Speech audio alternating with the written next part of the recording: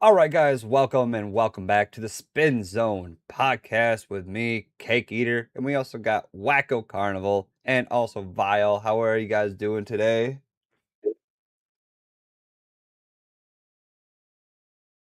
Oh, he's muted. I'm doing good. Oh, he's Who's muted? He is Oh, I thought you muted. were muted. You unmuted? No, I'm not. I was waiting for Wacko to go. I was gonna say that I'm loving this new Dr. Pepper creamy coconut. Yeah. No, Yep. no, coconut's not good, dude. Yes, it is. Mm. Anyway, you know what also is good, ladies and gentlemen. We have another special guest today. We have Acuna, one of the major people in the Minnesota scene. So, how are you, buddy? How are things? Things are great. I'm happy to be back. Oh, let's try to beef you up a bit. Yeah. Kuna's very quiet. Pump the Yeah, volume. that was very quiet. Let's try that again. Hey, Kuna. Hi. Is it better? Yeah, There that we one go. is a lot better.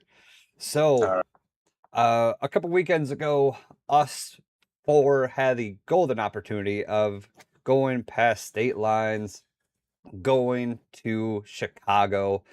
It was a really fun event. It was a very busy weekend, never to say the least.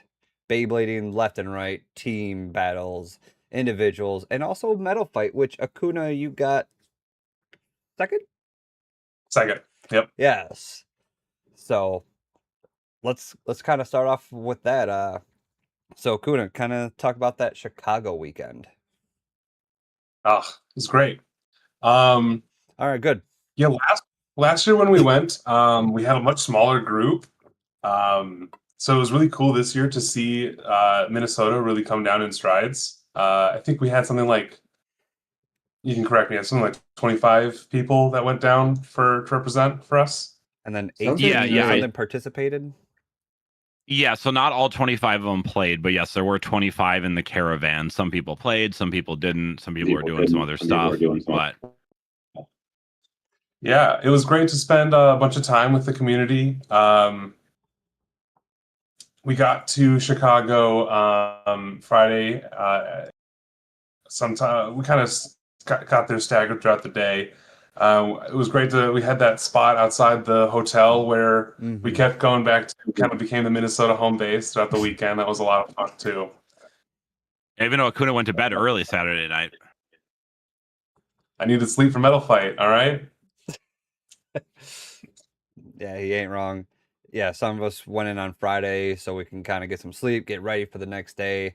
Beyblading all day Saturday, and then Sunday was also another full day of just so much going on, bendings and just people from other areas. So can you kind of talk about all the people that were representing other areas that showed up at Chicago? For sure. I'm not like I don't know for sure like a full tally, but I know that we had folks from Wisconsin, Iowa, Michigan, the Chicago area, Indiana. Um, we may have had some Dakotan players. I'm not totally sure, but great showing from the whole Midwest community in general. I'll see. Acuna forgot some. Uh-oh. Oh yeah. Oh, I did. It was Pittsburgh was there too, right? Yeah, Pittsburgh. Yeah. Pittsburgh had like Pittsburgh there. 7-8 Yeah. people. And then there was a small group. I think it was like 3 or 4 from St. Louis as well. Oh, yeah. Sorry, folks. Yeah, and I guess according to Wayward, who's coming in from YouTube, he is also saying people from Ohio. So there was a big spectrum from people from all over that just came to Chicago for a full packed weekend of just Beyblading, and not even just X, just Metal Fight as well. Actually, Bert. Yeah, we already have a question for Acuna. Acuna, they want to know what your Metal Fight deck was. Burr wants to know. Before we kind of get off a topic, what is your Metal Fight deck? Yeah. So, since the Metal Fight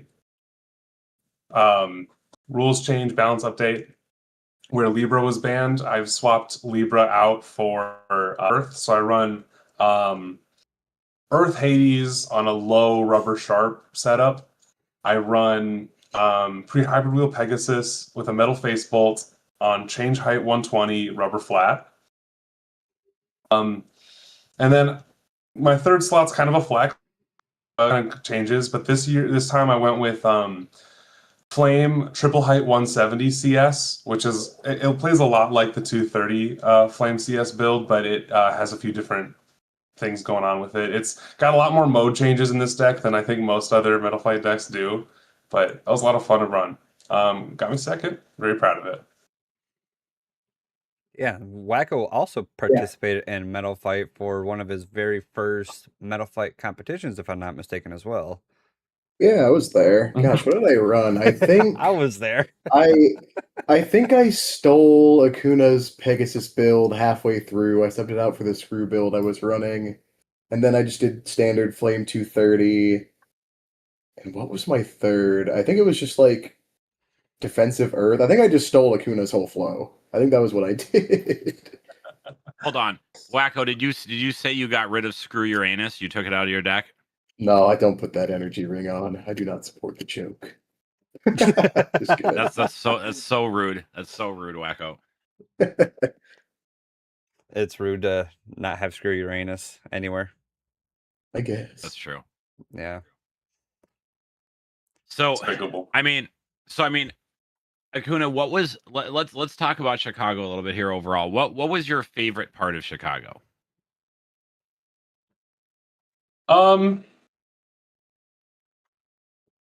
It was really great just holistically. Like, it was also great to see the evolution of the event from last year. I had a ton of fun last year. I feel like it was just run so much better this year, and the judging, from my end, judging was a lot more rewarding this year. I don't know what it was, but the players that showed up this year to compete brought a better energy, I think, and it was a lot of fun. I think judging, like, it's weird to say, but I love judging for Beyblade, and it was a lot of fun all whole weekend. It kind of challenges you when you're not used to the players or the combos they're using or how they play. It felt like a nice challenge in that way for it. Yeah, because you judged all three events, didn't you? The individual, the Metal Fight, and also the team tournament.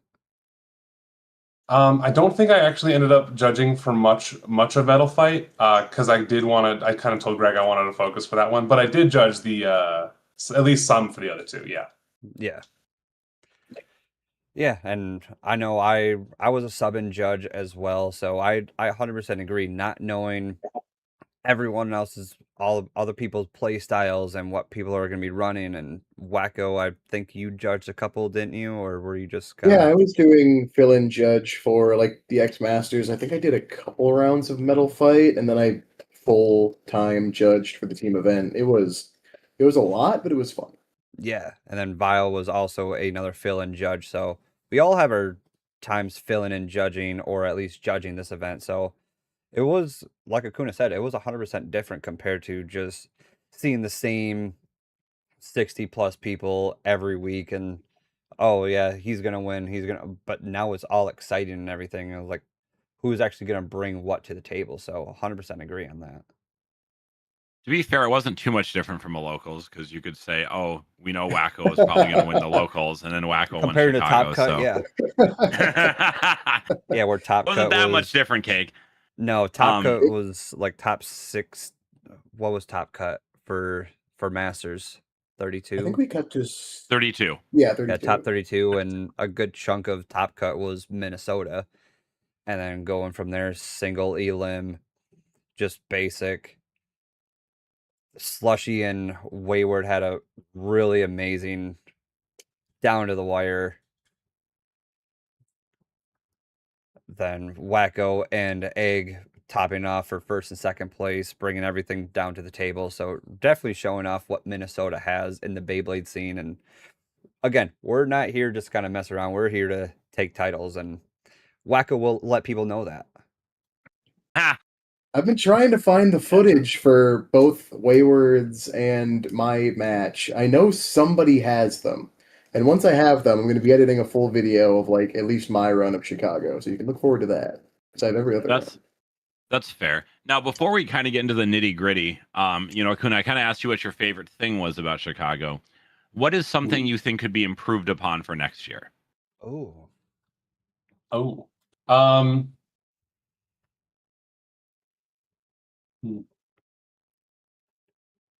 I think the part that had the most room for improvement over the weekend was the team event at the end on Sunday. I think fair. there were a lot of great ideas with it, but together a few things didn't work. The locked list registration took a lot longer than I thought it really needed to, and it kind of kept things dragging for a while.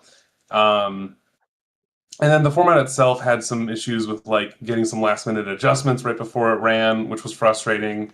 Um, the format itself, I wasn't a big fan of because, in my opinion, team formats should guarantee that all three, or however you have it,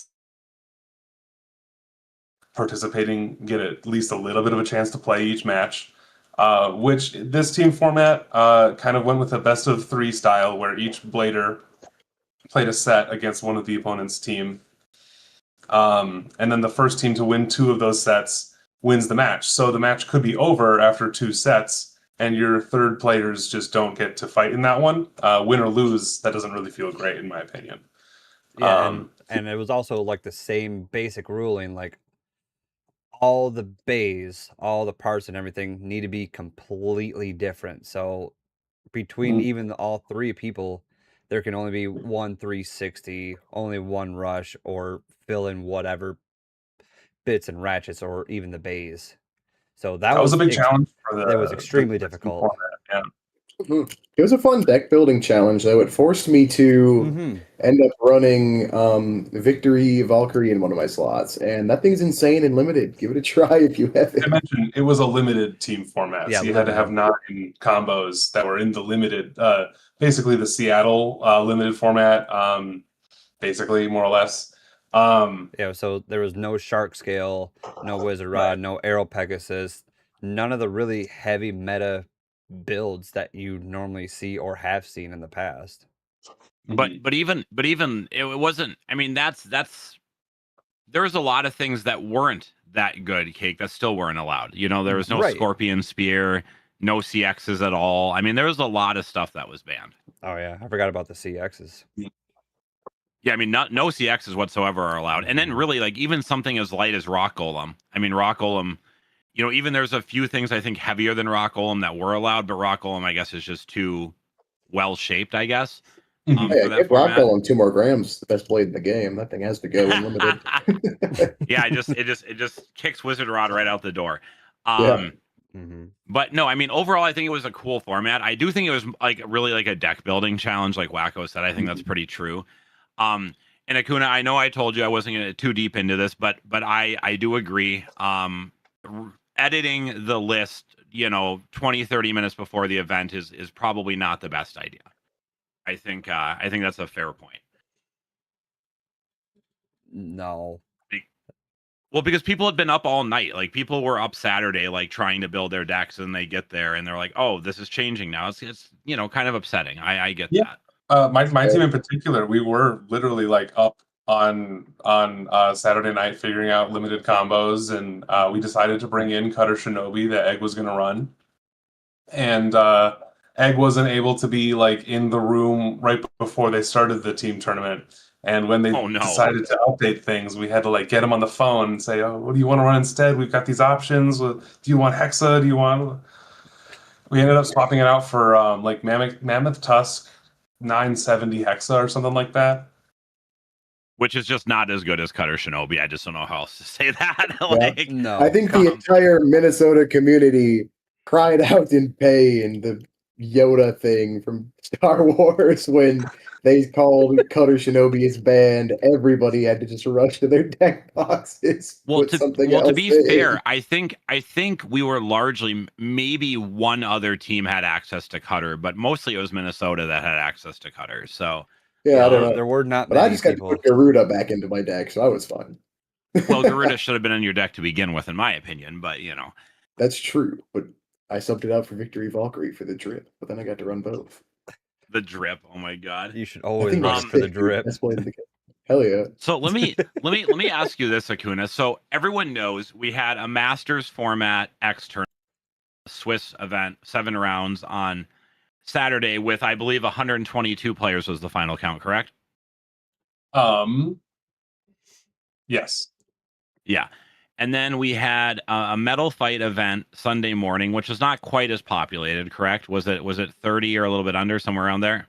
It was about 18 players, I want to say. Oh no, there were some drops, huh? That's a lot less Yeah. than I thought there was. It doesn't just happen in Minnesota, I guess.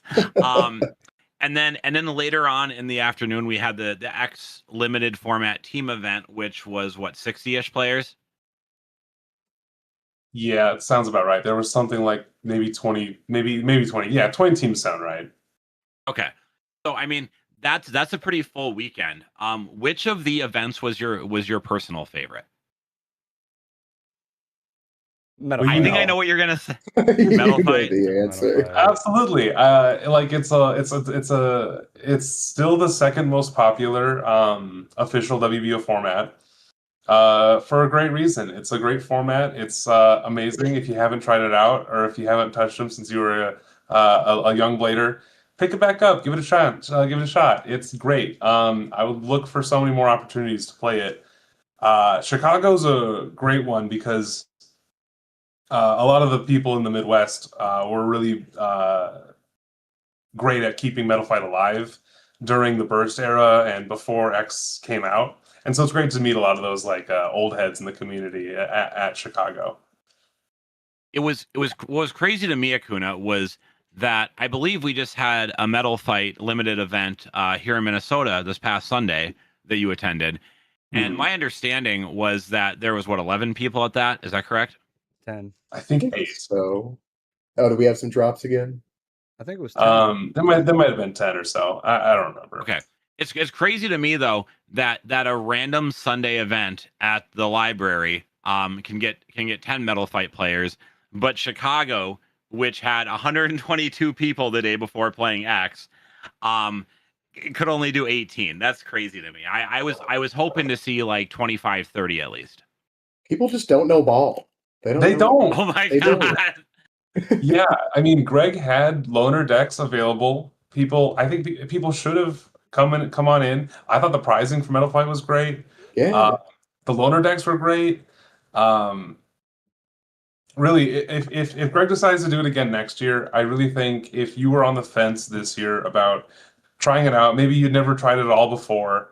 If you're on the fence this year, definitely give it a shot if he decides to do it next year, because like I guarantee you'll have a good time. If you like X, you like Beyblade, you will love Metal Fight. Like there is Well- so much skill expression in Metal Fight Limited, any format of Metal Fight. Well, I guess I haven't played the others, so I can't say that. But Metal Fight Limited, there's so much skill expression. There's so much launch tech you can pull Limited in off. particular, yeah, Hmm. it's great. Yeah. That's Interesting. what Burr says here. The skill gap is crazy. So now, Acuna, my understanding is that if they signed up for the team event, if they were signed up for Sunday, that would have included their playing a Metal Fight if they wanted to, right? And there wouldn't have been any extra. People just didn't want to. I don't remember how he had it set up. With my judge Felt like- pass, I just picked like a 2-day judge pass, and I got to get in for something else. So like, Yeah. I don't remember how it was set up for everyone else, to be honest. Yeah, I felt like there was a Saturday pass and a Sunday pass, and there wasn't. Yeah, I think you're right. I think So- you would have so gotten people- both. Yeah, so people could have played for free that were already going to be there for the team event. They just chose not to, which is Yeah.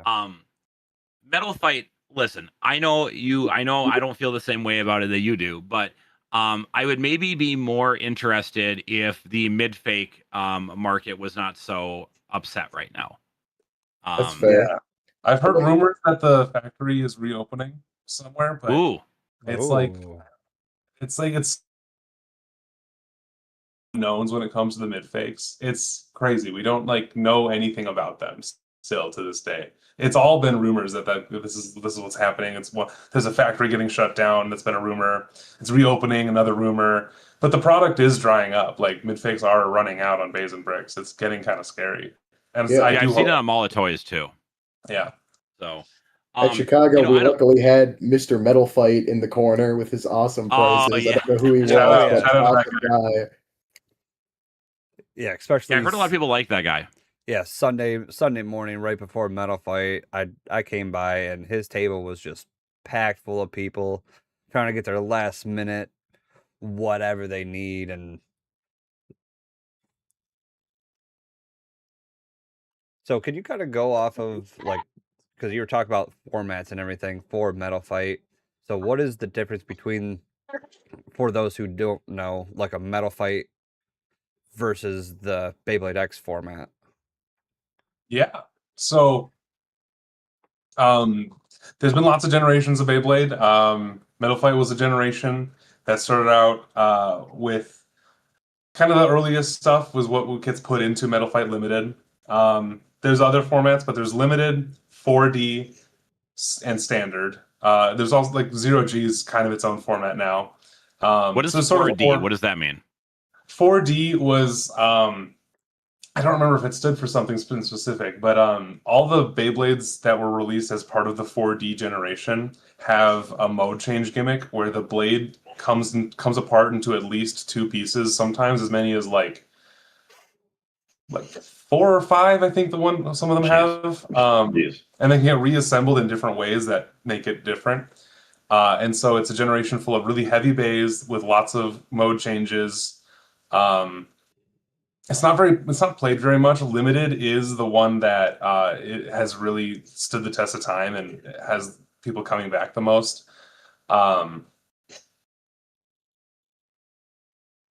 Zero G is an interesting one because it's the main thing that differentiates it is that you play it in a stadium that like wobbles while you're playing and Yeah, I saw spins AJ around. had. Stuff. I think AJ had the Yes. stadium like that. That thing is wild. It's like a teeter totter, and it's wild. It is crazy. I haven't No, played They're that's- on sale on Basin Bricks right now for like $50. I saw somebody post that. No, couple Akuna, days that's ago. not the. That's not the. I don't even know what else to call it. It's not the meth pipe stadium, is it? The huh? The what? Does it look like the stadium that looks. The stadium that looks like a meth pipe. That the big circle, like the bowl one, like a the, fish the- bowl, like a No. dome? Yeah, I just call it the meth pipe stadium because that's what it looks like to me. It looks like someone's smoking a meth pipe. Yeah. That's heinous. I can't believe you said that about Peak. No, is that but that's not the stadium you're talking about for no. It's a little bit different thing. The Destroyer Dome is a very silly Beyblade product. It came with like these tires that you would put on the outside of your Beyblade, and then you would Tires. stick your Like Beyblade a big wheel? into the bowl, and you would let it rip, and they would spin around inside, and the that bowl was just goes like gaming. this? The bowl stays rigid in that one, but the bays inside like ride the whole thing like a. You mean you're not? No, we're back to talking about the fish bowl. I guess we'll call it that for 13 Sure. plus purposes. Yeah, it's not Yes. a crack Okay. bowl. Yeah, Jesus I saw someone had it in Florida once, and all I thought was like, are they gonna play Beyblade in that, or are they doing something else out back after the event? Oh, Like that's the first thing I thought of. Oh my god. So what's this other stadium you're talking about, where the stadium tilts back and forth like it's like a ship? Like, Yeah, there's lots of different zero G stadiums. There was like balance type. There was at least a few more. I don't remember their names, but they all had like pockets in different spots, and the stadium would tilt with the Beyblades inside of them because it was like bowl shaped. And then when a pocket would like go towards the floor and you went in the pocket and the stadium left you behind, that was go. that's wild. Okay, and what is standard? Is standard Metal Fight, is that everything? That's everything, but basically all that gets used are zero G synchrome combinations, which are like mega heavy. It's kind of it's comparable to CX if assist blades were also made of metal. It's these like whoppers of metal on metal blades. Okay.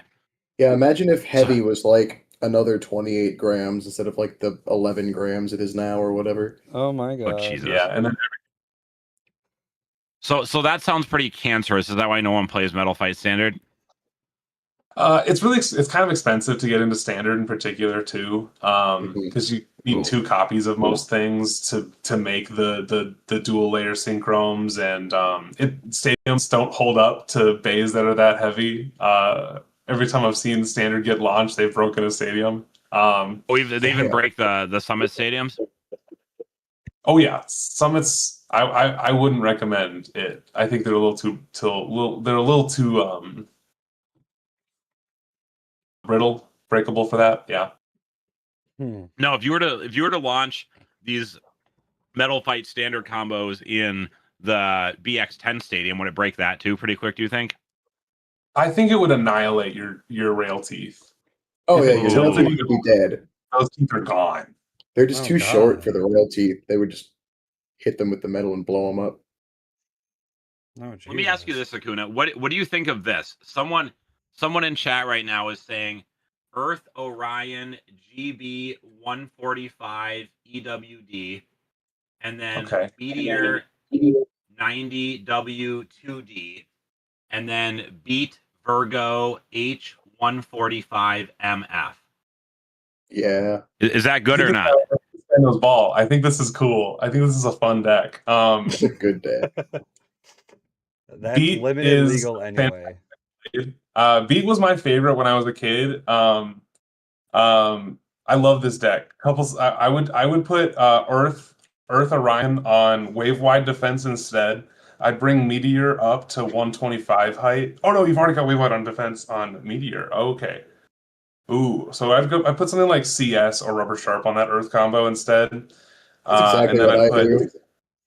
Yeah, Beat Virgo, Horn 145 metal flat. That combo's sick. Don't change that. Just run that forever. I think that's awesome. Now is this now the guy said this is limited legal. Is that correct? Yeah. Yeah. Okay. So yeah, I guess apparently they play Metal Fight compared to the Metal Fight decks that you could make. Yeah, they apparently play Metal Fight Limited in the UK then too, because this viewer is from the UK. That's so that's rad. Yeah. So that's wild. So, Acuna, what did you feel about Chicago outside of the tournament? So we've talked a little bit about the tournament, so maybe we can go a little bit more in depth about certain things as the episode continues. But outside of the events themselves, what was fun for you? Did you enjoy socializing on the car ride? Did you go out to any particularly fun dinners? Did you like hang out with people outside after the events? Like what was kind of your favorite part? I touched on hanging out outside the hotel with everybody. Those were fantastic. That was like the most casual free play. Those were very fun. I got to teach AJ Metal Fight at one of those. Not to keep talking about Metal Fight. The day before. Another great part of the weekend. The morning runs to Dunkin' Donuts for breakfast that some of this crew made. Those were great too. Those kept me alive. Now, did you wind up walking like you said you were going to, or did you wind up getting a ride? No. Last year I walked every morning to it, but this year, thankfully, Sonia was giving us rides. That was nice. And here I thought you wanted to walk. You were like pretty. I feel like you were pretty defiant Friday night. You're like, oh, I'm gonna walk. Yeah, yes, he was. Get the blood pumping, get some exercise in before the day. But it ended up being like way hotter than it was the year before, so I was really glad for the ride. That's totally fair. So it sounds like you enjoyed. Now, how was the ride there and back? That's something I'm always curious about. This was what, about 6 hours, give or take, each way? Something like that. Now, the ride there, I bet, was pretty okay. But I remember the ride back for you guys was kind of at a very interesting time frame. The ride there was peak. The Hell's Nether deck set leaks dropped in the middle of the ride, and like all the other Koro pages, we were just talking about that the whole time. And then the ride back. The ride back. The ride back Sunday night. So we left Sunday night. That's the thing. We left Sunday night after the team's tournament had like completely finished and had like been fully packed up. And so it's Wacko, Joestar, and me in the car. And I didn't get home until like, I want to say like 3 a.m., something like that. Yeah. It was worse for Wacko. Way worse for Wacko. I got home at 4:11, I think. Yeah. And if I recall correctly, Wacko then had to go into work all day and then had an Yeah. episode of the podcast right after that Yeah. night. And then I think stayed I up got up even at after the episode. 5:30. Yeah. That was a day. Yeah. So when we say Wacko's built different, Wacko be built different. I don't think I recovered from that drive by the time we went to IzzyCon fully, but it was That's still a whole fun. different episode right there. Is IzzyCon? Yeah. Oh boy. Oh boy. So, Acuna, what did you feel about did you like the venue in Chicago? What were your thoughts on the hotel? Yeah, the hotel was nice. It was convenient to have it all right there.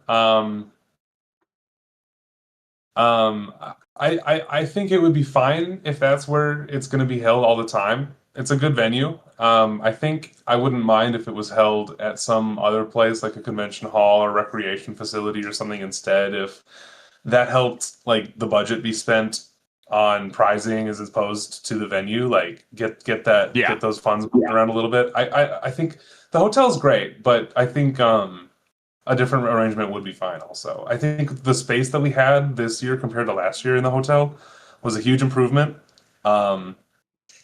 And unless we wanted to shoot for like 200 players next year, I don't think we really need a bigger room either. No. Yeah, the room I size do was on the other great. side of the room. Yeah, because I was in the judge zone the whole time, so I wasn't really in the free play area to know if it felt crowded or not. No, it felt fine, I think. Yeah. Great. I agree. Yeah, there was a lot of room. There seemed to be plenty of space for vendors. Like that didn't seem to be a problem. Yeah, I mean the hotel was mostly fine. I will say that walking in the front doors, there was that breezeway before you got into the hotel, like between the one set of doors and the other. Kind of smelled like piss in there. I'm not sure why, but it wasn't a great smell. And that's not anything to do with Greg. That's kind of a knock on the hotel. The pool area. If you ever Yeah, stop by also those first floor bathrooms. It was like a sauna in the bathroom. I'm Yeah. not really sure what was going on with that either. They might need to fix their strange. AC units in certain areas of the hotel. Overall, it was fine though. I'm just kind of talking shit. Mostly because I think you have a point, Acuna. I think like obviously it's Greg's event. If he's happy to continue doing it at the hotel, I there's definitely worse places. It's not Putters, you know. Greg. Greg, thank you for hosting. We love you, Greg. But with that being said, I do think, like you said, there's room to maybe look at potentially a different venue that could be more cost efficient and allow more money to be put into prizing. I do kind of agree with that. Yeah, you're not wrong. Like, there was a lot of space for players because there was a lot of even table space for everybody to have a seat. We had what was it, 10 stations up or something like that. So Yeah, that There sounds was a right. lot of stations. yeah, there was a lot of stations for 120 plus people playing. So the day went by pretty average, to at least to my eyes. So when it comes to that, hopefully something else could change out of that. But overall, I would be happy if it stayed at the hotel or if it could go to a convention center with more space. And who knows, or I don't know. It's all up in the air right now. It's just ended, so the year is still young. Everything is still all up in the air. And again, shout out to Greg for putting on such a great big weekend for all Beybladers in this area. I think I killed Burr in the comments. He's got the face palm emoji when I said it was a little bit better than Putters or whatever. I mean, Bird knows. and I gave Burr's props. His new venue for Ticket to Tokyo is way better than Putters too. You know, Oh, that it's place not, is sick. that place is like tenfold compared to, and I didn't go to Redline, so I don't know exactly what the Redline was, but that new place that Burr has is amazing looking. So who knows? yeah, it actually is. So let's see. Do we have any?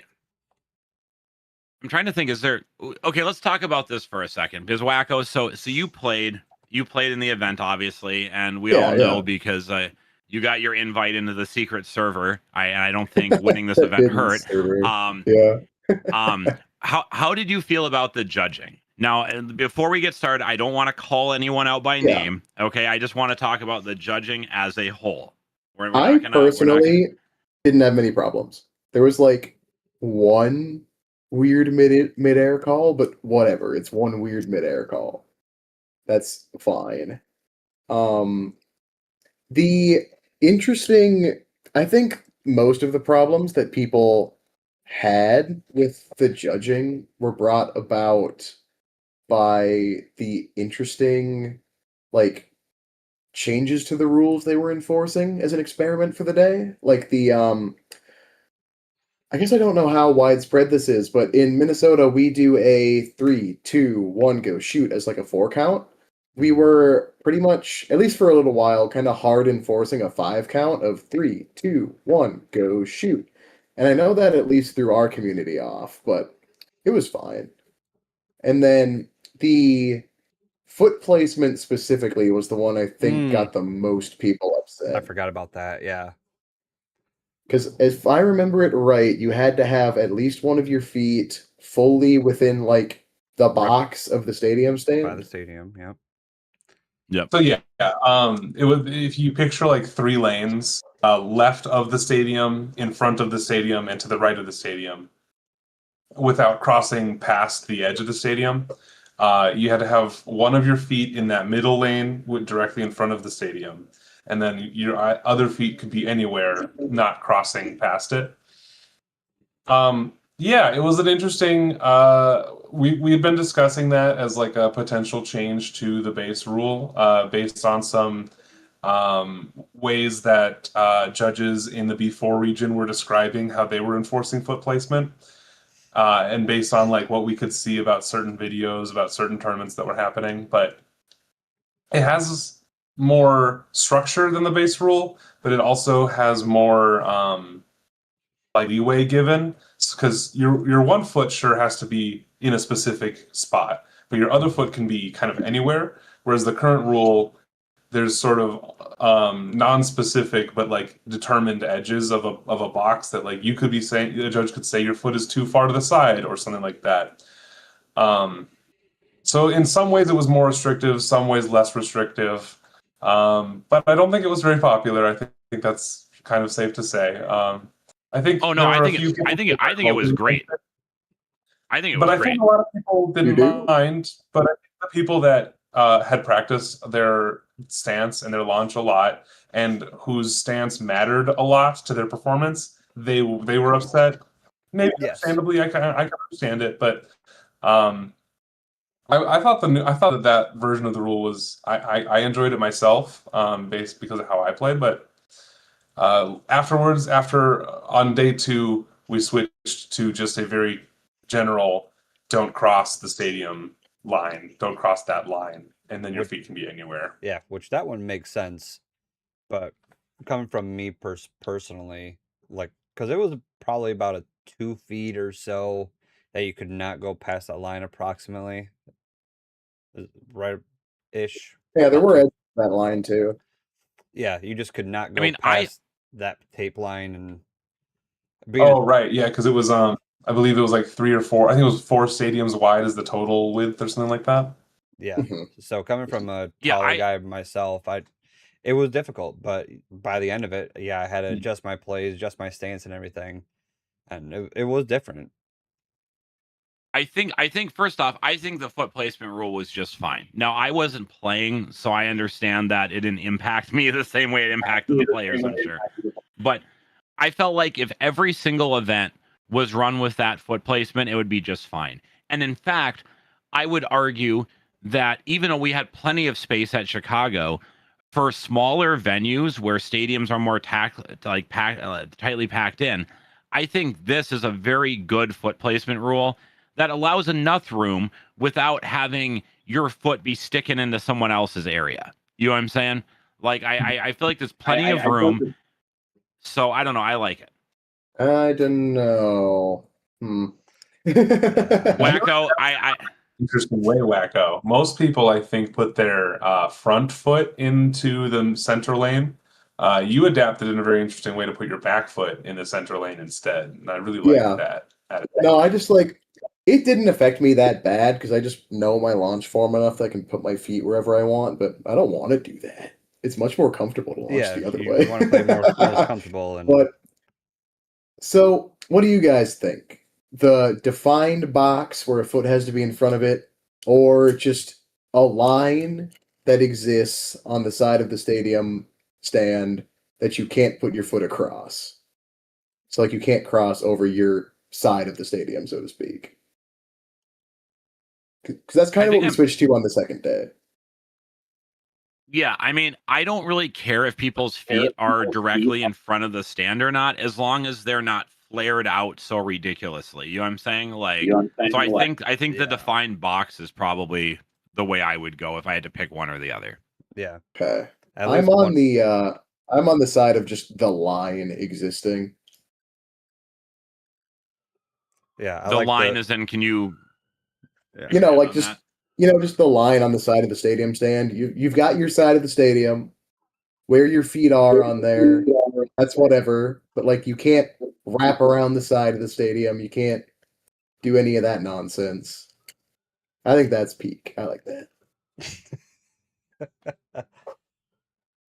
So I mean that's fair. Now, um, I do know there was a lot of controversy about it, and obviously there still seems to be some differences of opinion even here within this chat right now. Um, I will say that I did hear that there was some talking on Discord servers about it and stuff, and I'm not going to name names, Akuna. I told you I wouldn't, but I do think that some of the staff could have been a little less inflammatory about it, and things would have gone over a little better. That's what I'll say. I think that's fair to say. I think you gotta present a united front when it comes to being an event staff. Yeah. Yes, that is a great way to put that. Now, Cake, you were also playing in this event, and so were you, Akuna. How Wacko's kind of already shared, with his judging experience, he felt like there was what you said, only one kind of like, okay, they should have called that. What about you guys? Did you guys have a better or worse experience than Wacko did? At least for me, it could have been better. So one thing that I personally liked about our regionals June 6th was you had to go to like certain workshops so you can at least like sharpen your eyes a little bit and just kind of be on the lookout, because I know of at least one incident where one of our members had to go up against a completely fake deck, and it was not known until like close to the very end. So that is major flaw right there. And I personally had a incident with a judge where a burst happened after um, an overpocket happened, but he just called it as a reshoot, which I understand.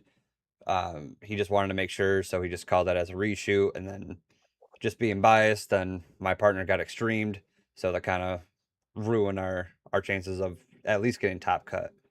But yeah, I kind of agree with Wacko. It wasn't awful, but it could have been better. Akuna, how about you? All most of the judges I encountered, I had absolutely no problems with. Sometimes you see something like, I wonder if they saw me too, and then you kind of look to them and they don't say nothing. But I've always just assumed, like in situations like that, to trust their eyes instead of mine. When I'm playing, I'm so focused on like the moment right before I launch and the moment of the launch that like I don't trust myself to catch like the opponent's launch errors or whatever while it's happening. So I am fine relying on the judges. I think in general though, we learned that like we have some really excellent judges in Minnesota, and like we have really high standards. I've always found it interesting that like, of course, the rules are going to be interpreted and treated differently in different areas, and how closely you stick to them, and sort of what you decide to enforce as the minimum standard or is going to be different across the board. Remember early on at like your tournaments, Vile, like we kind of talked about like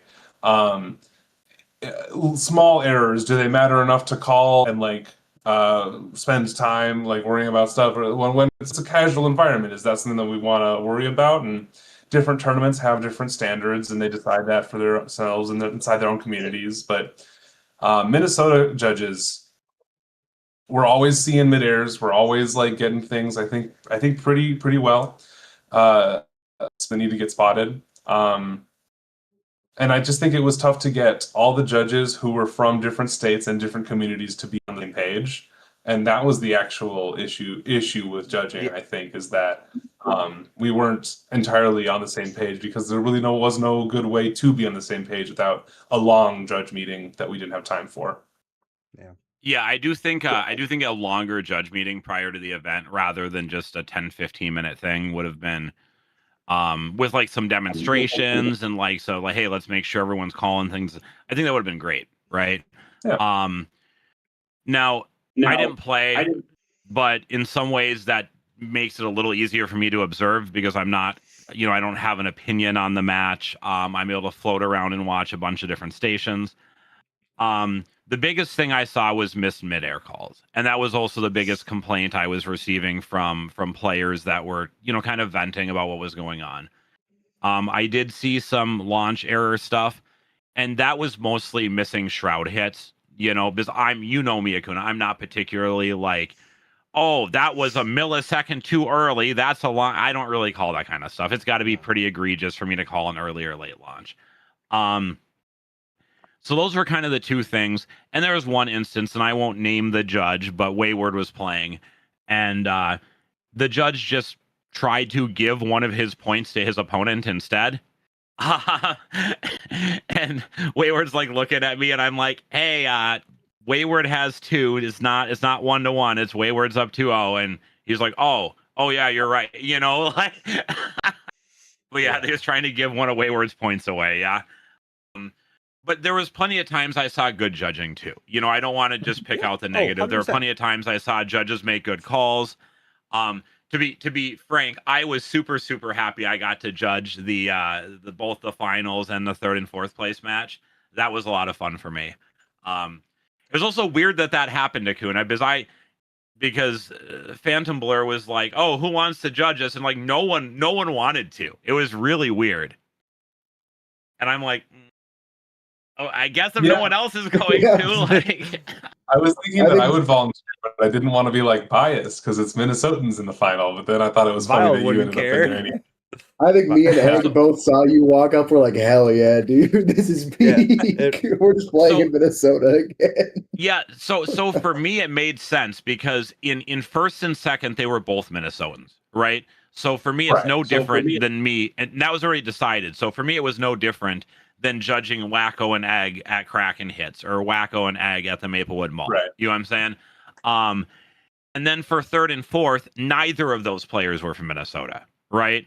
I think one was from Chicago and one was from Pittsburgh. So I didn't have a horse in that race either, So I felt like I didn't feel like anyone was going to look at me and claim bias. I'm also not on Metal Empire. And now they're both on Metal Empire. But even before that time, I wasn't on Wacko Battle Bays either, so I wouldn't have had a bias in that sense either. So overall, I was happy to do it, and it was kind of cool to have the other gentleman kind of commentating while the match was going on, and like he was solely focused on that, and I was solely focused on like calling the match. Like that was really cool. You know what I'm saying? He was doing the commentary, I was doing the match judgment, and that worked really well. I liked that. Shout outs to that guy, peak commentator, by the way. Oh yeah, you almost feel like you're on the anime. Yeah. He was doing the judging / commentary for the Wayward Slushy, and he was bringing up the energy of that match so high. It was definitely peak for sure. So I really hope I can find the place of that Wayward and Slushy match. Oh, man, I need somebody to have recorded it. Yeah, I know I personally was going live on the Discord, so it wasn't really recorded at that point, but yeah, we need to start recording But we had enough Minnesotans there. Someone could have been recording some of those, especially the Minnesota on Minnesota matches. I feel like we maybe dropped the ball a little bit on that. Yeah, Wayward. I got my entire run except for the final match because I forgot to click the record button. But I think somebody else has it, so I might be able to save the video. Maybe. I can't believe that you forgot to on the most important I match know, of the day. I know. What happened? It's so bad. I swear to God, I checked it 3 times. Maybe you should Wayward check says the he 4th also time. wants that footage. So, yeah, it was overall it was a fun event. You know, there's always a little room for improvement, but again, overall, I thought it was pretty good. Greg did a really solid job, and most of the minor complaints I have had, I would say it has very little to do with Greg directly. You know what I'm saying? And more to do with other things that might have landed outside of his control, you know? I guess So- October recorded it. Hell yeah. So, Oh yeah, I was look at supposed to get the that. footage from him on Saturday, but I so there you go. forgot So then you entirely. can definitely hit him up. So Yeah. was So- there any other, besides the small little things that we talked about, any other issues that were addressed by anybody? I don't think so. I've got something cool to talk about. I want to hear about your team's team tournament run. Because you placed pretty high in that as well. 3rd place? That's true. Yeah, 3rd place. yeah, I'm pulling up my run now. Oh. We did do quite well. Especially for a last minute deck change where Egg was about to run Cutter Shinobi 20 minutes beforehand. We all got the word, and then the biggest gasp in Chicago history, Cutter Shinobi banned. Yeah, Did yeah, we did get 3rd. It was a tough run. One question before you start. Did Egg want to run that Dragoon Storm the whole time, or was that his sub-in? No, he was locked in on Dragoon Storm for like weeks. He's like, Oh, dude. everybody doubts me, and they're gonna be proven wrong. They're gonna see. He even kind of did a bit of a sigh-off. He's like, I'm gonna bring it to practice and do poorly with it, so they underestimate me. That's Oh my hard. god. That's I wild. guess I can't judge too much. I'm pushing my own X-Over propaganda for Valkyrie. Mhm, mhm. Hey, Xenoscalibur #1 limited blade. Okay, get out of here. That's pretty funny. I like that. Anyways, continue, Acuna. Yeah, about your good tournament. Lot of great teams. We went up against. I really did not think we were going to make it as far as we did. I was not excited about the deck that I was running. The deck building constraints, but the limited format, 9 bays, no repeating parts. I ran something like Garuda, 960 kick, pretty good. Rudder 760 disc ball, which wasn't my preferred build for it, but it was all right. It got me some good points. And then Wizard Arrow something point, which I thought was going to be like a neat all-rounder, but it definitely did not do very good. And I had to accept that by the end of it. I was setting up my last order for, I think, one of our top cut matches, and I'm like putting on orders. And a big part of this team format was that your team got to kind of coach you through your reshuffle, and you kind of got to talk through all the decisions with your team. And I'm putting Wizard Arrow And then like first lineup, and Joe puts his hand on my shoulder and says, "Acuna, don't do it. It's not good. Just run the rudder." And you know what? He was right. I'm pretty sure I got that point. We won that match. Well, what was also kind of cool about the team tournament was, let's just say Acuna, me, and Wacko were on a team together. Acuna could have took, and I did not play yet. Acuna could have took one of my bays and swapped it out for one of his.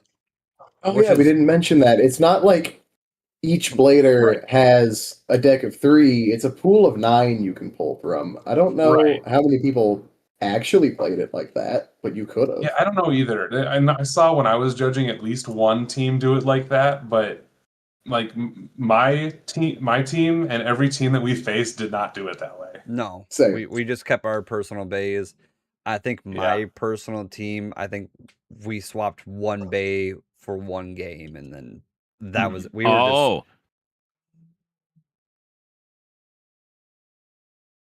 What's up? yes.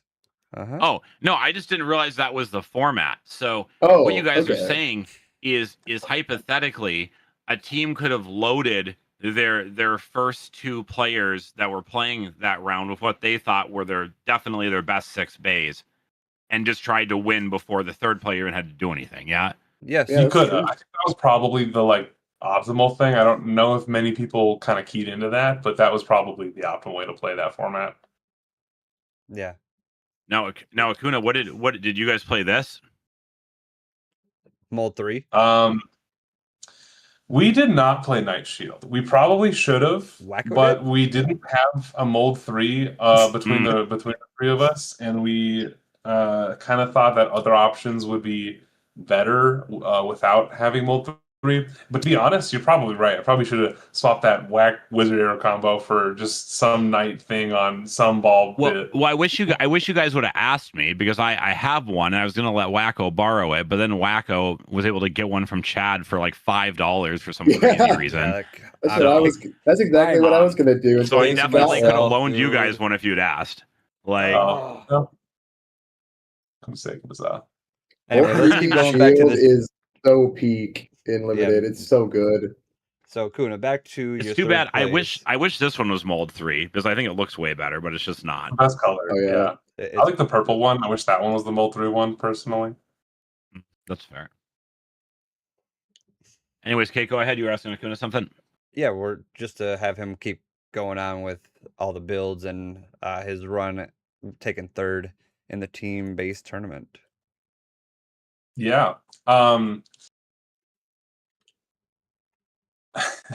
We could maybe ask what the rest of like Egg and Joe's builds were. I remember Joe was running a lot of very stamina-based options, and we were pretty nervous about that because in limited, things are so light that if you get hit with enough force, you're just gonna get lifted up into the pocket. Like the defense isn't really real in limited. But Joe was on fire. I think like he was playing like super evasively and or like aggressively with these like stamina bays. It was really impressive. Yeah, And 'cause Egg this had a is- lot of great bays. That weird mammoth hexa combo actually did like kind of stand out in my memory of his deck and like actually clutched a lot more than it should have. Yeah, because this was best 2 matches, and it was the best 5 points. Yeah, Was it was it 5? 4? I think it was 4. Was it Hang on, I'll 4? pull up a clip. I'm pretty Yeah. sure it was 4. For a team tournament. Yeah. Which because we were running best of 4 points all weekend, so best of 4 would make sense for a team tournament because you're still No, running first. in, yeah, first of 4 points, best of 2 rounds. But either way, you guys had a really good run. Your like match for 4th and 3rd place was literally right down to, I think, to the point, if I'm not mistaken. Mhm. Yeah, we were one set for one set, 3-3. It was crazy. I think all of our top cut games went one set to one set, and then it was decided in that third set. Yeah, because I think you extremed her or over her. I think my last one was an over finish for Was it the over? win. Yeah, either way, it was very exciting. All Minnesotans were just watching that Middle Empire match. We were sweating, they were sweating, and then right when the over happened and it stopped spinning, it was just a big sigh of relief that Minnesota was taking another podium for a full weekend. So big kudos to the Metal Empire team at the Chicago event, actually doing super well. So kudos to all 3 of you guys for sure. Yeah, taking first and second seed out of Swiss in the team tournament was pretty cool. I think our team was second seed. I'm 90% sure we were. You were. And you guys were undefeated. That was awesome. And then our first top cut match was something. I had a 100% win rate all day. I had not lost a single match. And then we go into top cut and I set up a really good. I guess I should talk about this Night Shield propaganda before I get into this. This thing's insane. Just put 160 on it, have it off balance. It'll hop out of pocket every single time. You'll never get pocketed. So basically, I've just been hopping out of pockets the whole tournament. So I drop it in against a Phoenix Rudder. It's 4-2. I'm like, oh, this is free. Free And then it points. extremes me. Yep, it extremes me. And then Grizz clutches, and then we unfortunately barely lose the last set, and we're at a top cut. But it was a super fun event. I loved the team format. Hate to see that though. What? Just thinking that he would get the free points and then end up getting extremed off of a rudder prop. I don't even know what the rudder was on. I don't remember either. Honestly, rudder free ball is kind of slept on. Rudder's peak in that format. It is very good. Yeah, Rudder's really, really good.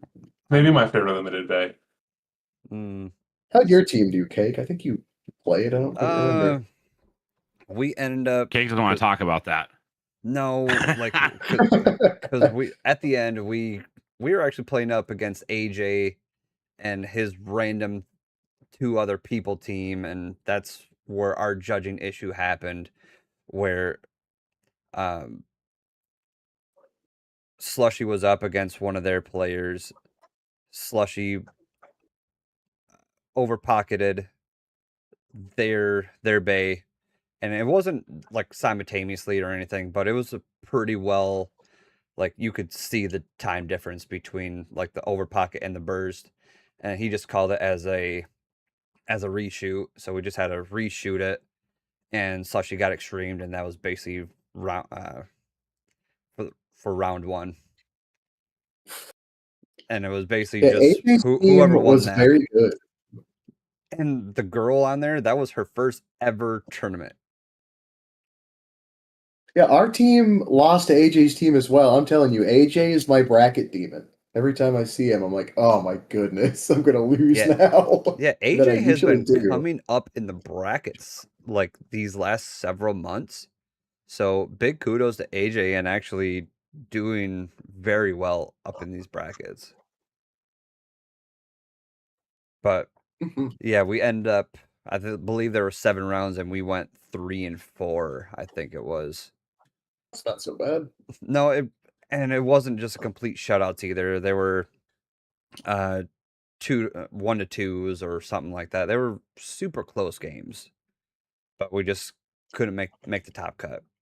But overall, the team tournament was a lot of fun. It was very challenging to actually make 9 different bays with 9 different parts of everything. So it was challenging, but it was a lot of fun to actually put some creativity into this game instead of running Wizard Rod, 160 Hexa, and then Shark, and then AP or whatever your builds are that are basically meta at this point.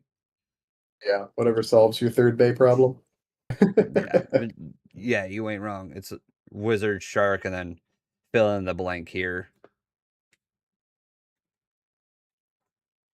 But how much contribute, like, behind the scenes did you have during this whole tournament, Akuna? Like, beforehand, or were you just on scene and just kind of helping out? Well, I'm in a group chat that kind of helps talk about early planning for Midwest, but Greg was the absolute tour de force of it this year. Like, he got absolutely everything set up. He floated the bill for everything. He was the one who decided like the formats and who to get involved, and he got all the judges on board, and he set absolutely everything up. Once it was running, Phantom Blur was kind of in charge of like getting things continuing to run and like matches and things like that. I was deferred to a couple of times on rules questions during the tournament. I was a pretty involved judge, but I was mostly a judge throughout. Yeah. Yeah, that's cool.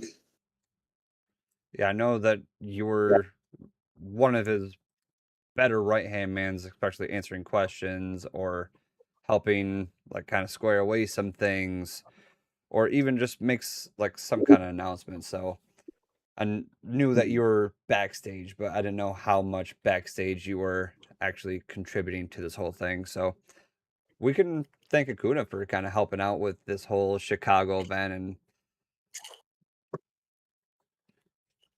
you, what? Yeah, Wait, for standout parts, I've been thinking about this a little bit. For standout parts at Chicago, I think Narrow really proved itself as just an incredible bit. It was Well, involved yeah. in a lot of decks. Shark Narrow was peak. Just good bit.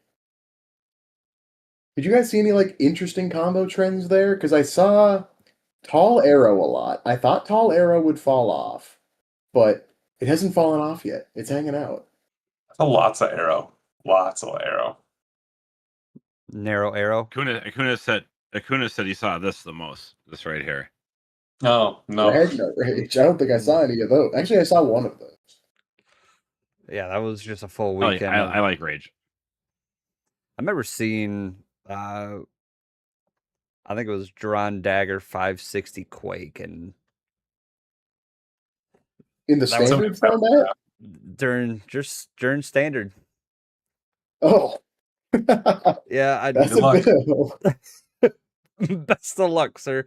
Honestly, it the way that he was ripping it, actually, it hit pretty hard, but 560 Quake was, and just everyone had different sort of completely different deck boxes and going off of different builds and everything. So it was really cool to see. So I didn't mind judging some of those things as well. Like I remember one of the deck boxes was literally an oven. Oh yeah, the deck boxes were sick. Yeah. Even though So, I personally real- hated that deck box because it was such a hassle just to check his deck. But other than that, it was sweet. That was my only complaint. It was just so heavy, so beefy. It was cool. I didn't like deck checking with it though. Okay, what about this? What do you guys think was the most slept on bay that you felt like performed like above expectations? Okay, I have an answer to this. So, in my round 4, I think, I was 3-0. And when I saw my opponent, I was very surprised in a It would be good Gus way because it was Oz. And Oz, he's from our community. He runs very unorthodox builds. And this tournament was not any different because I think he had Nightmail, Stun Medusa, and like some CX thing in there. And he was 3-0 as well. So he had Stun Medusa in this deck. And at this point in the tournament, he was 3-0.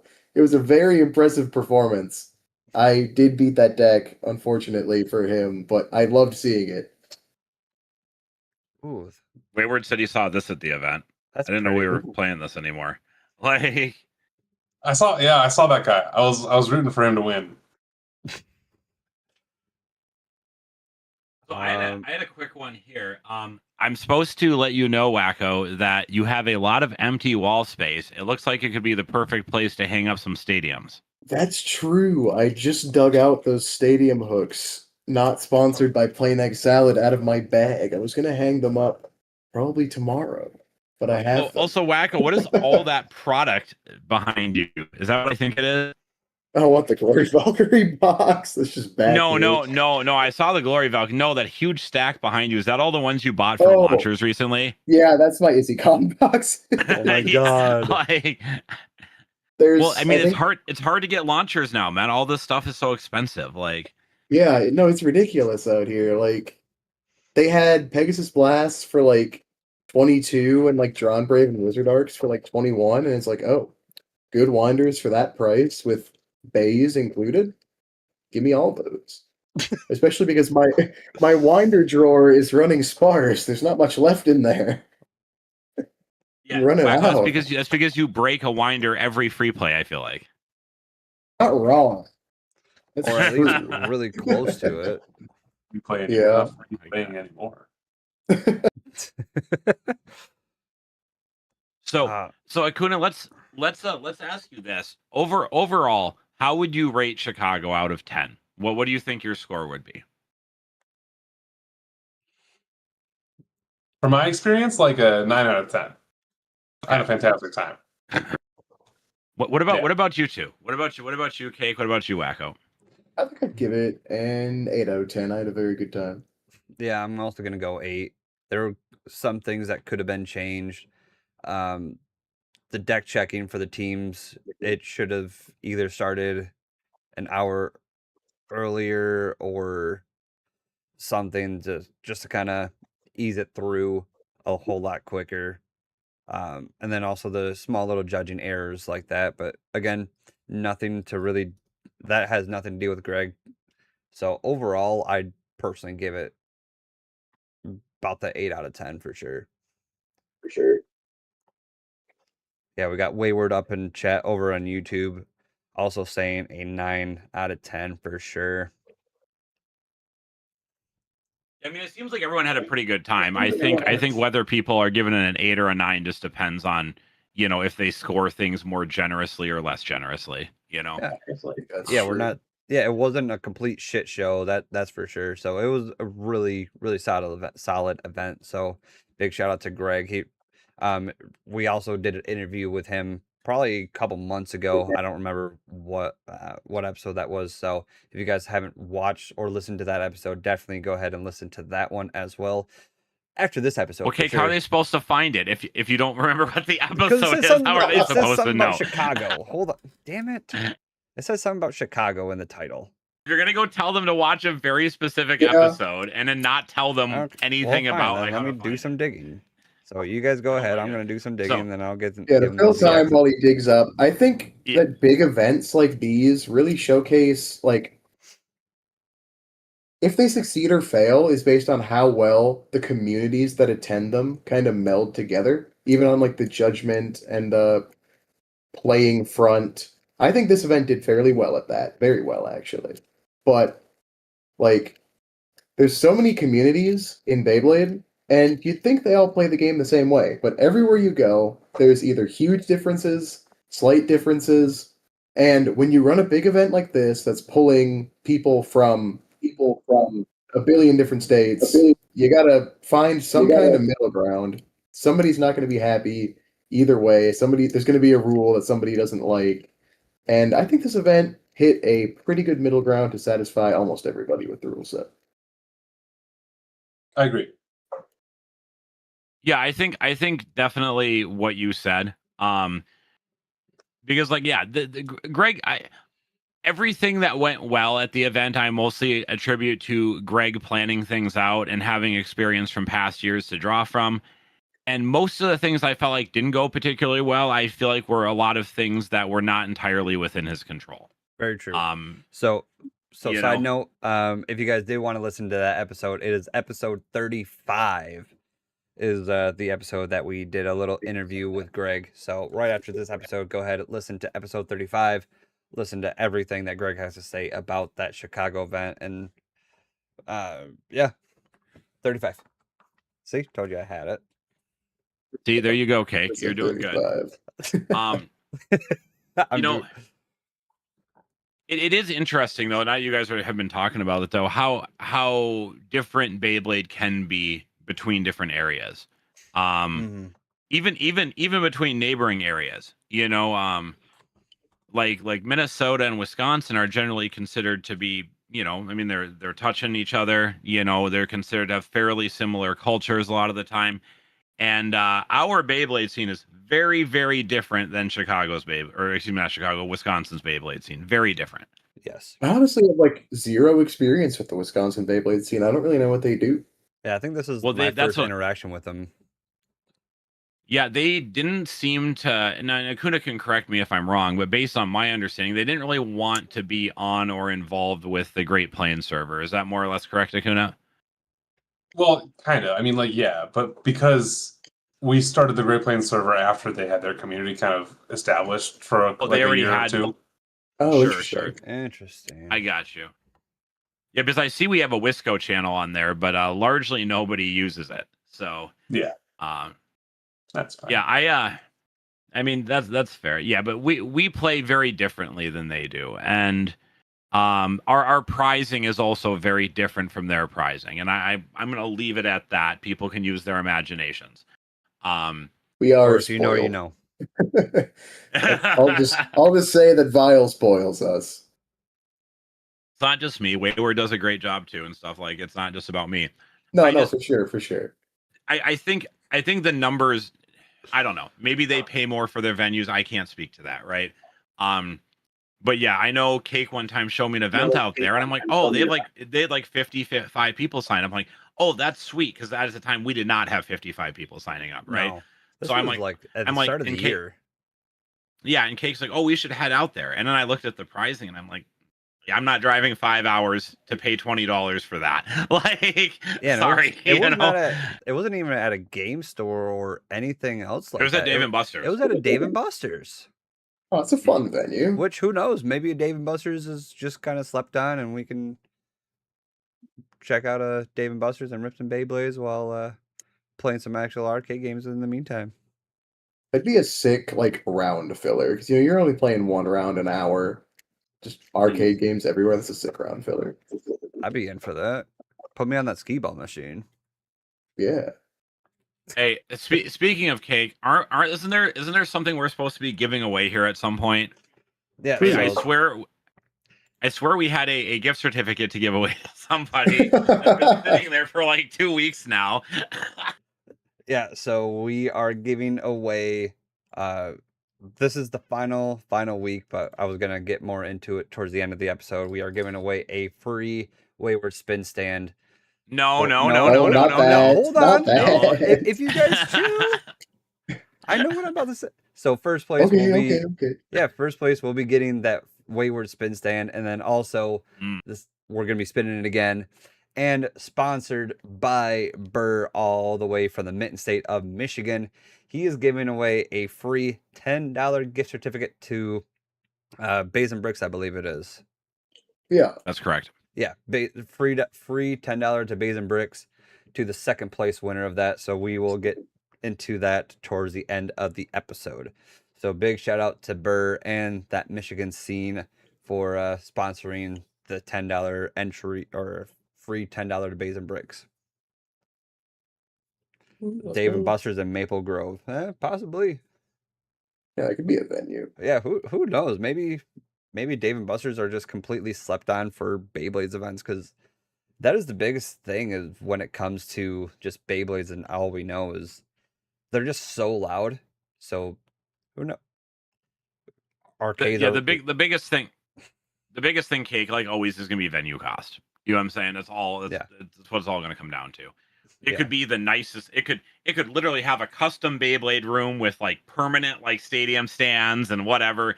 And if they're charging me $10 a head, I just can't do it. You know what I'm saying? No, Like, no, we just, and who knows on what the hotel was charging Greg for this event, and overall, like the hotel and then the hotel rooms we got like cheap parking and everything due to the event staying there. So that was nice. I heard that was way better than last year. Oh yeah. Yeah, I think normal parking was like $35, but then for our event we got it for like $12 a piece or something like that. Yeah, it was about 14 after state taxes and fees. So that's pretty good. So $14 a day is pretty well. I mean, much better than 35 a day. Yeah, there's no way I was doing that. No shot. Yeah, I would have rode on the roof of Joe Star's car at that point. That would have been a long 5-6 hour drive for sure. Oh, just put me in one of those containers and strap me to the roof. Yeah. and just bungee cord it and be like, that ain't going nowhere. I mean, pretty much. I mean, that's what I do when I go to IKEA. I just bungee it to the roof. Yeah. So I think we've kind of wrapped up talking about Chicago. We have a little bit of time left. Akuna, is there anything else going on in the Beyblade world you'd like to touch on right now? The whole Beyblade world, there's lots going on. Well, Got just I mean anything. anything This anything stage you're is yours. passionate. I mean, yeah, you're the guest today. Something that you're passionate about that you'd like to touch on, yeah. For our Minnesota players, like I was saying before in the pre-show a little bit, we have the Minnesota Beyblade X rankings going right now. We are solidly in the middle of quarter 3, which means we are more than halfway through our year for the Minnesota rankings. If you don't know how it works or want to get involved with it, there's more information on our Discord, but I can give you the brief overview quick, just because I know that quarter 3 is going to be wrapping up here at the end of next month. So there's not the most opportunities to get your placements in before the end of quarter 3. I'm going to take the top 3 players in Minnesota events each quarter, and then the next top 12 annually, so that we get a pool of 24 players. We're going to have them compete in the Minnesota Championship 2026 this year. It's probably going to be at the library. We'll probably figure out more information about that event in particular sometime in October or maybe actually closer to November. But in November, we're going to get the final quarter done, and then we'll get all the invites sent out. Again, if you want more information on how it's going to work, there's more information in the Discord. But I just wanted to mention for our Minnesota folks out to keep an eye for the ranked events. Not too many chances left. Once quarter 3 ends, quarter 4 is going to go quick, and then all the slots will be gone. So get to the events while you can. Now, Akuna, speaking of which, there's since we're talking about the state rankings, there's a poll up right now on the Minnesota Discord. That Minnesota players who maybe have not seen or have not voted yet should consider voting in before. What is the deadline? Thursday or Friday? Is that correct? Yeah, Wednesday night, I think, sometime before. Yeah, somewhere around What then. channel is it in? Just kind of be more specific. In the event announcements channel, I put up a poll a couple days ago. It mostly goes over, like, we're looking to add a few more things to the rankings. Right now, it's just strictly ranked WBO events that can be put in there. But we're looking to maybe open that up to some unranked options, specifically semi-limited, where there's not too many bands, but a few bands, and also some unranked WBO. Some things that the WBO won't allow in ranked, like playing best of 3 with 5-point sets rather than 4-point sets. I know that 5-point sets are really popular, and Vile looks excited about that poll. I know the 5-point sets are pretty popular, so I expect that one at least to go to be approved. It looks like the community are excited about both options so far, but if you want your voice to be heard, get your vote in the next couple of days. Yeah. Yeah. Should Minnesota rankings accept events that are similar to ranked events, which is winning by a pretty good landslide. So if you don't want that, make sure you get your vote in. Or should semi-limited events be allowed in Minnesota rankings at the organizer's discretion?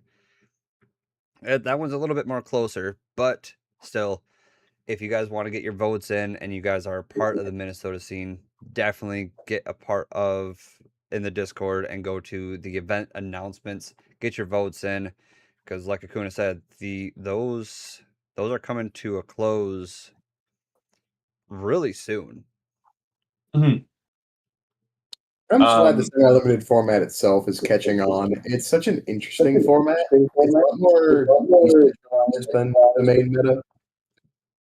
There's a lot of viable stuff you can run. I think it's fun.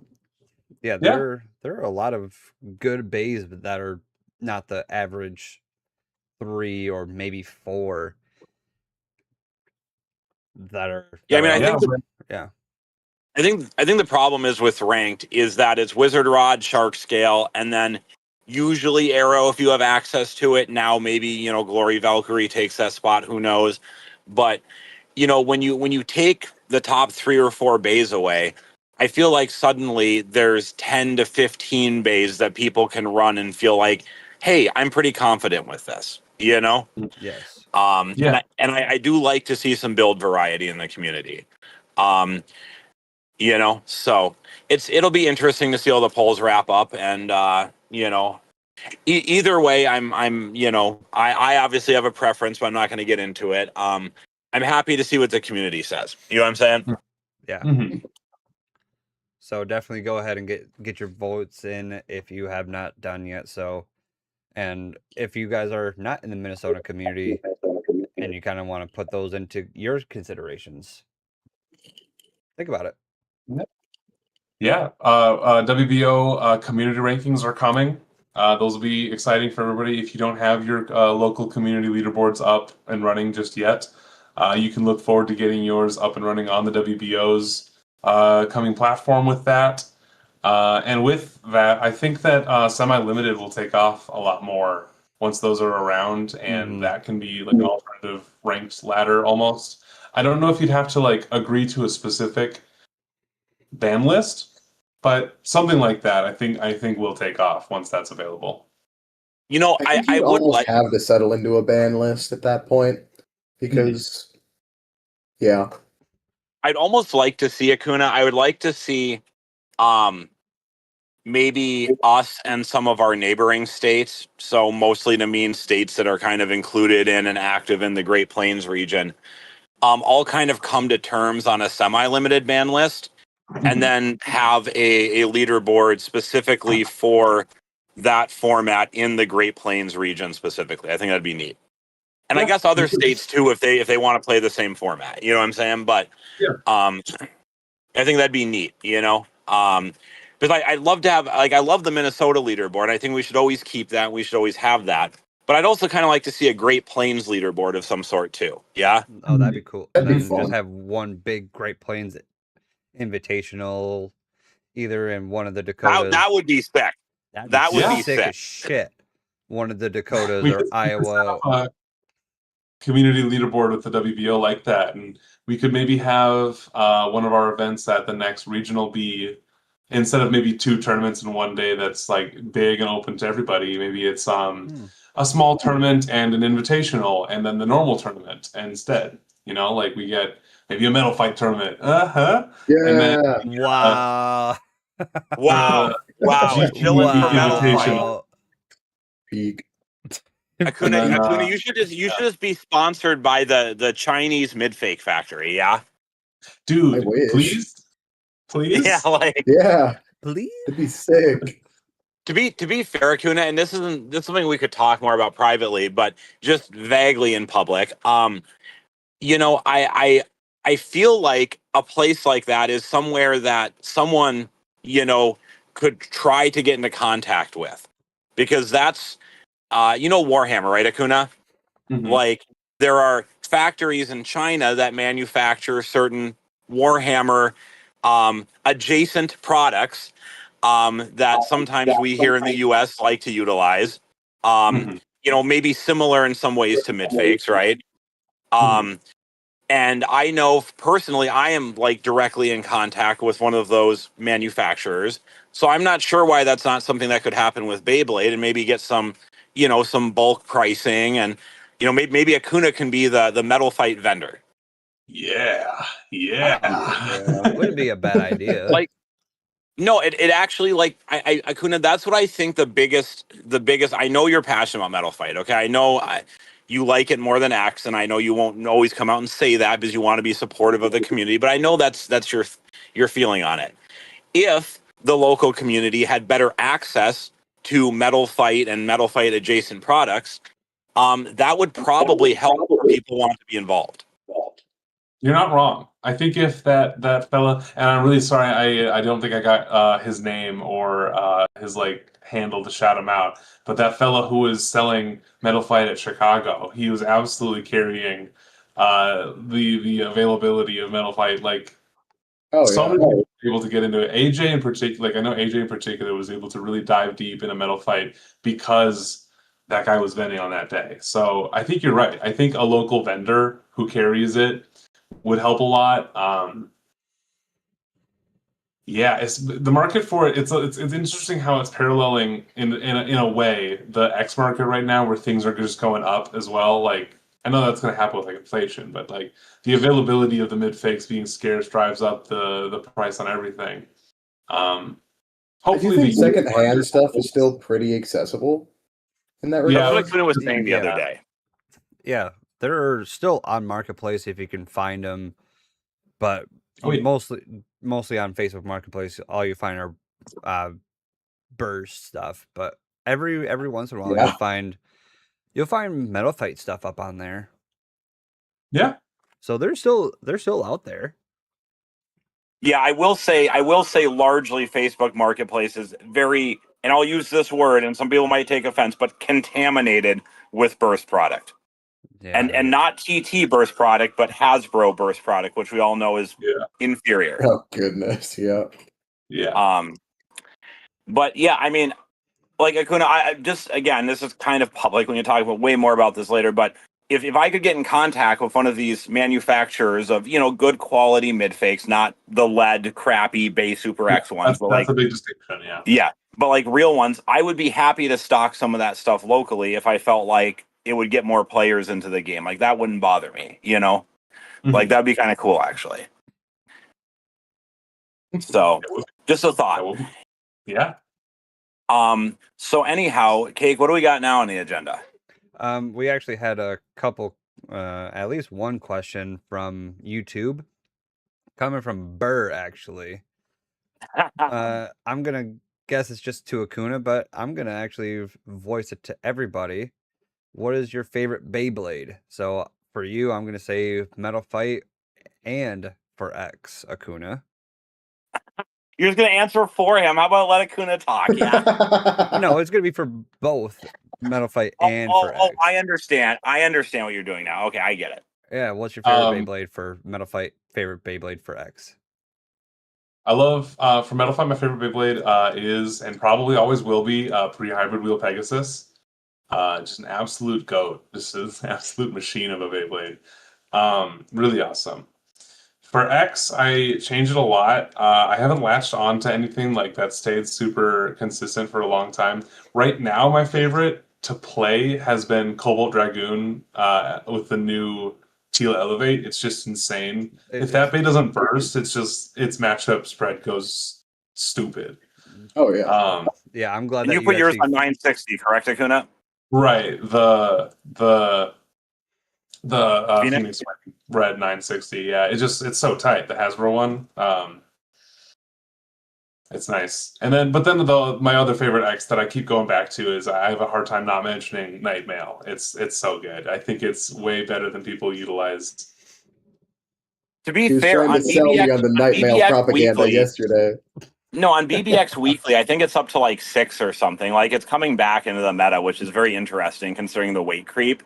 Because It's Night at Mail's 6? not like, yeah, it was there for a minute. Maybe it's 7 now. I don't know. You'd have to go look. I haven't looked the last week or so, but Dang. which is weird because of the weight creep, right? Because Night Mail's what, like 36-ish, 36 point something usually. So it's not like extremely heavy, but I guess it's still heavy enough, Yeah, I mean, Rod Hey, is what about like you? 34 and a half, 35-ish.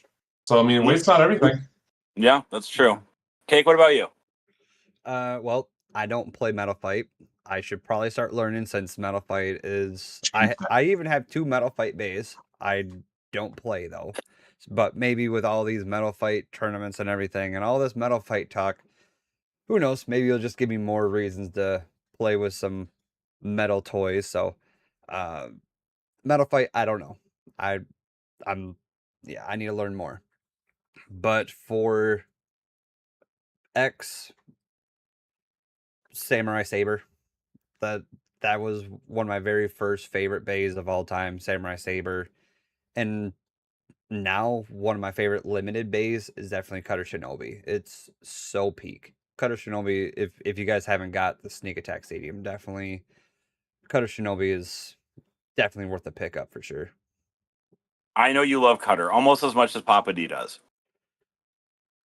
I need to figure out whose Cutter's actually more balanced, because It's not Acuna's, I can tell you that. It's My not Cutter's garbage. It's not Wacko's either. No, my Cutter's trash. Yeah, I will put on the books right now. I think I have probably one of the best balanced cutters in the Minnesota scene. Yeah, see, and mine's from the same place that yours is, so mine should be balanced. But I've never really, I don't think I've ever played it. So I mean, so was, can't Mine speak was to from it. there too.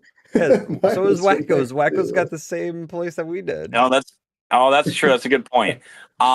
So I think my favorite metal fight, but even though I don't play, is obviously anything to do with Screw Uranus. Okay, Yeah. everyone knew that. Everyone knew that was coming. That wasn't a Yeah. surprise. Kuna's dead over there now. And my favorite X right now, I think, like I really connect with it, is probably Nightmail 160 Rush.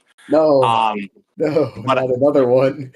but I think that's going to change to Glory Valkyrie once, hopefully, my Mall of Toys order arrives this week. I'm still waiting on I mine think to that will ship. change. I'm really, really excited about Glory Valkyrie.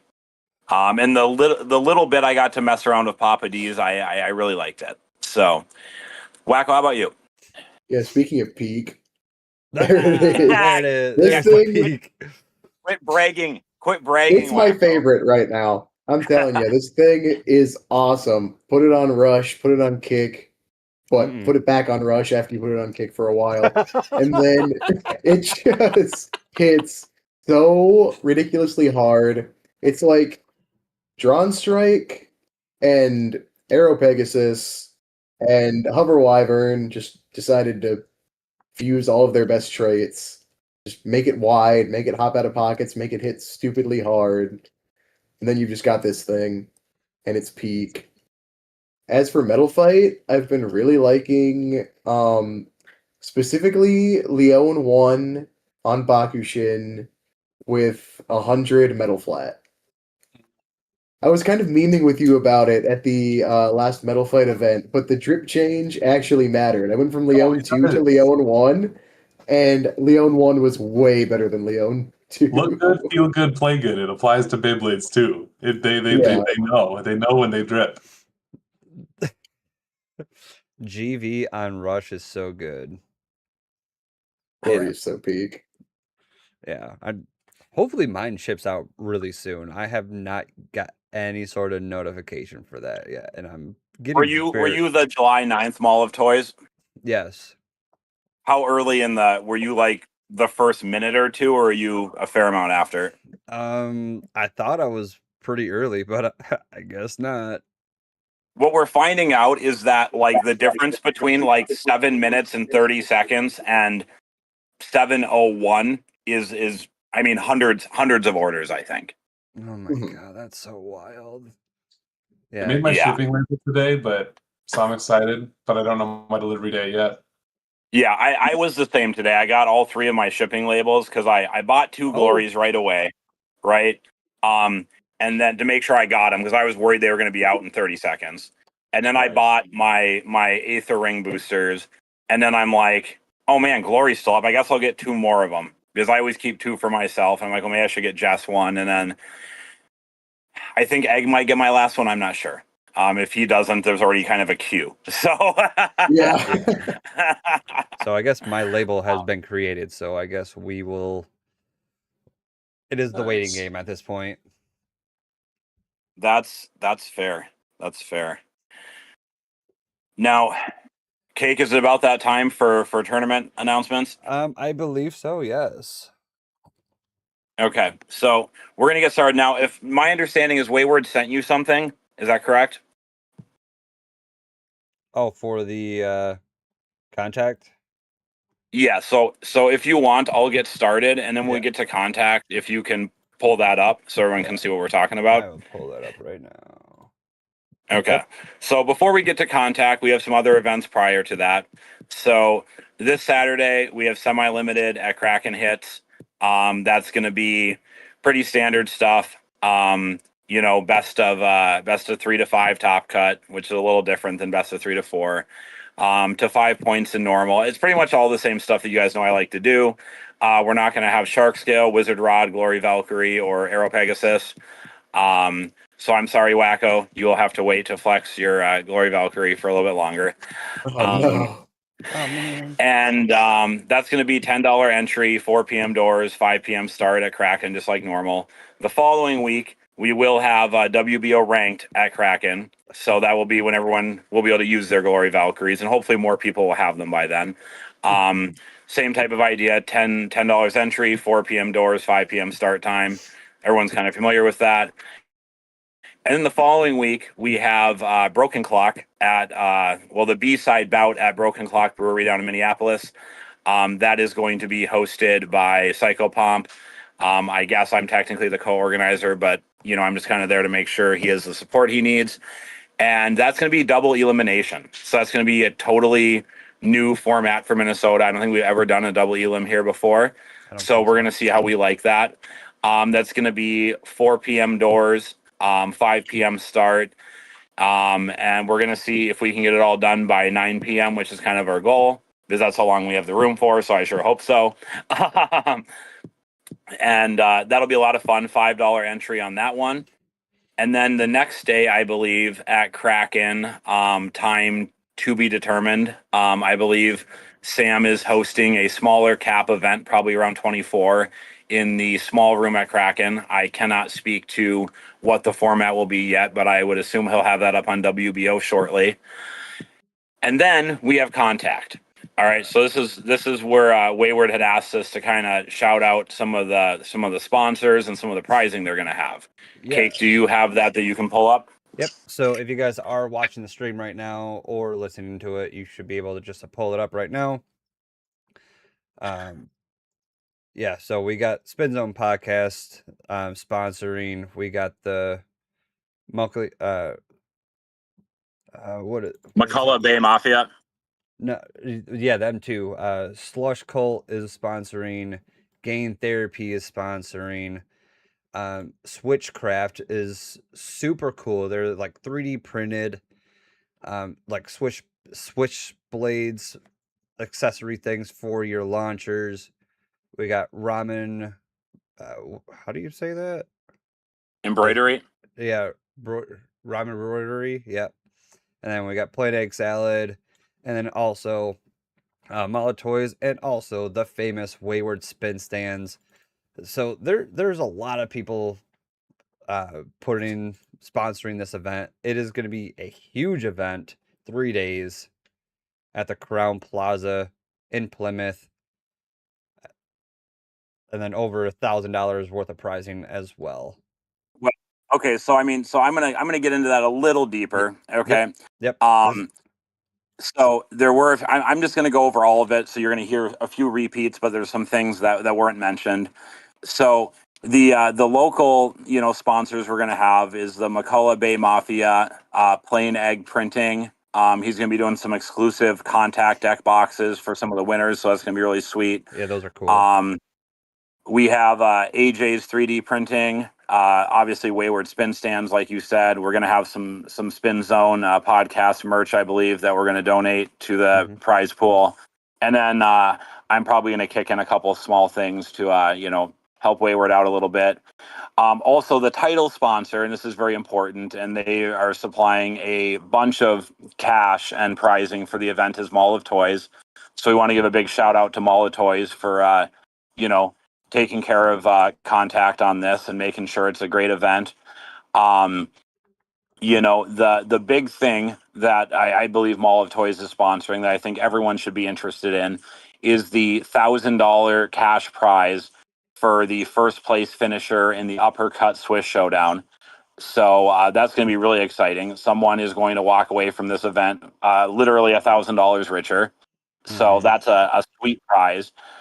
So shout out to Mall of Toys for sponsoring that, and also to Wayward for locking that down. Mall of Toys is also going to be sending some physical prizing. So that's going to be super sick. Hopefully some cool Beyblades will be contained within that. And then the ramen embroidery shirts, if I'm remembering correctly, those are those 6 shirts. I think Wayward was wearing one of them this past weekend with the shark scale on it. He was. There's a couple of those that are going to be involved in prizing. And then, like you said, Switchcraft is doing some contact exclusive 3D printed attachments. We're also going to have some non-directly related, like Beyblade, like stuff that's not directly Beyblade product related prizing, which is coming from I think, as you mentioned, the Slush Cult fingerboards, and then also Grain Theory kendama. So a few people might get a kendama at some point during this, which is kind of neat. I know there's some crossover between those two hobbies. So overall, contact is looking like it's going to be a great time. Wayward did do a demonstration on Saturday on how to sign up via Challenge. If you were not there and are interested in signing up but are not understanding, you can always reach out to Wayward in his inbox. At this point, you can probably even ask me if you need to. I can probably help you with it. And if Wayward has asked you to judge for that, please go ahead and get him a response sooner rather than later so he can lock in all the staffing for that.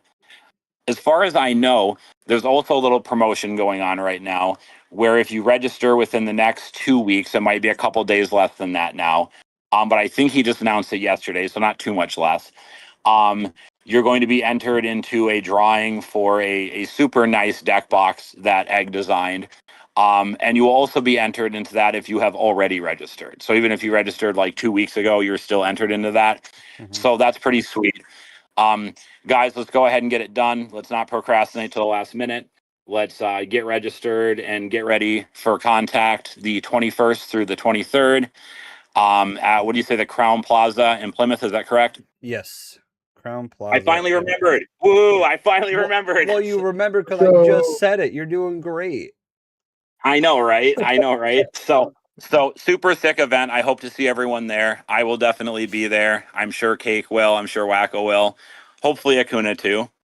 Well, and yeah, that'll be a lot of fun. And then after that, we have August, I believe. What is it? 29th. At Kraken Hits with Sam in the big room. I am not sure what Sam is running. It is not up on WBO quite yet, but keep your eyes open for that, hopefully in the near future. And then, as I assume everyone's very well aware of at this point, we have the Hasbro Grand Prix event, followed, by the national event immediately thereafter at the Mall of America on September 5th. So that's going to be a ton of fun. Make sure if you're registering your child that is 12 or under, remember that is earlier in the day. And then the, open division is going to be later in the day. Acuna, have they published the start times for that yet? Yes, that should be on the Beyblade X or the main Beyblade website. When you go down and find information for your region, I believe most of them are updated now, including the one for the Mall of America. That is sick. That is super sick. I am very glad to hear that. yes. Yeah, so a huge month of Beyblade coming up. I don't think there could be more Beyblade. There's literally Beyblade every single weekend. And then one last thing about the Beyblade schedule. There were some people asking if, there's going to be some people coming into town trying to play in the GP. I think everyone's pretty aware of that at this point. It's not really a secret. So it has been requested that I try to set up a free play for that Friday night, to maybe, meet up with some of the people who are in from out of town, maybe for some of our people to get some last minute practice for the format. And so I'm going to be trying to do that. I'm going to get with Joe, hopefully, this week about that. So if we can get that set up, that would be Friday evening, September 4th, hopefully at Kraken Hits. If not, maybe we'll look at Game Center. We'll just have to see. And it would probably be running from something like 6 to midnight. So hopefully we're going to get that locked in so people can get some last minute practice. If we have any out of state guests, we can kind of meet and greet with them. Could be a really good time.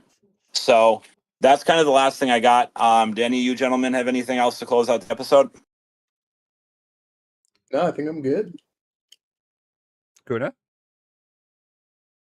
Thank you very much for having me. It was awesome. Thank you guys. Well, fantastic. All right, guys. So that is it for the Spin Zone podcast. So once again, a really big appreciation for Acuna for coming out, taking time out of his schedule just to be on this podcast. So really appreciate it. Thank you so much, sir. If you Thank guys you, have guys. not done yet, so make sure you follow us on all of our social medias, join the Discord, join the conversations, and follow us on all the social medias. All the links will be down in the description. Click on that link tree. Everything will come right on up. Like we said earlier in this episode, we are giving away 1 free Wayward spin stand. So you only have a couple more days to get into that. For entry for that, all you got to do is listen to the episode involving the South Dakota episode, a couple episodes back. So make sure you listen to that. Find all the details for that as well. And then second place, sponsored by Burr and the Michigan Scene. Second place will be getting a free $10 Bays and Bricks gift card. So much going on, but much love for Acuna coming from Wayward. But yeah, that's about it, guys. Until next time, so long. Stay